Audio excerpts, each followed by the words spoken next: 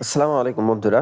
আপনি কি second hand phone কিনেছেন অথবা কিনতে চাচ্ছেন? ভুল করলে বড় ক্ষতি হতে পারে। আজ আমি দেখাবো আপনি কিভাবে একটা ফোনের IMEI চেক করে নিশ্চিত হবেন যে ফোনটি ব্ল্যাকলিস্ট না অথবা সেটা চুরির কোনো ফোন না। তাহলে চলুন ভিডিও শুরু করা যাক। তো সর্বপ্রথম আপনি চলে যাবেন আপনার যে ফোন অপশন আছে ওইখানে চলে যাওয়ার পর ডায়াল কিপ্যাড অন করবেন। এখানে ডায়াল করবেন *#0 6#।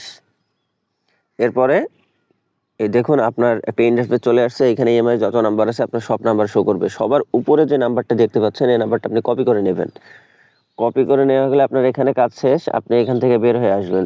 তারপর আপনার ওপেন করে নেবেন ক্রোম ব্রাউজার।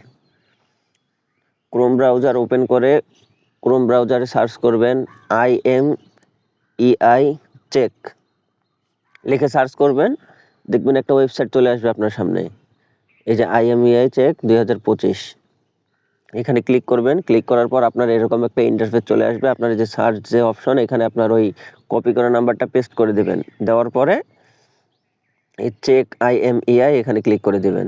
তারপর আপনার একটু লোডিং নেবে, একটু ভেরিফাই হতে একটু সময় লাগবে, 6-7 সেকেন্ড হয়তো বা এরকম। তো দাঁড়ান, দেখতে থাকেন।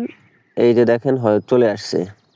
এই যে দেখেন আমার এটা ওকে আছে। এই যে দেখেন আমার ফোনের কিন্তু এখানে মডেল চলে আসছে যে আমার এটা কি ফোন, Redmi Note 13।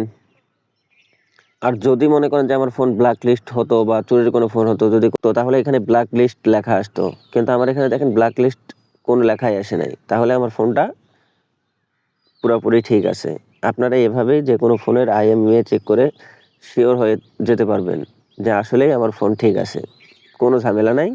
ভিডিওটা কেমন লেগেছে জানাবেন, আর অবশ্যই সাবস্ক্রাইব করে পাশে থাকবেন এরকম আরও নতুন নতুন ভিডিওর জন্য। ধন্যবাদ সবাইকে।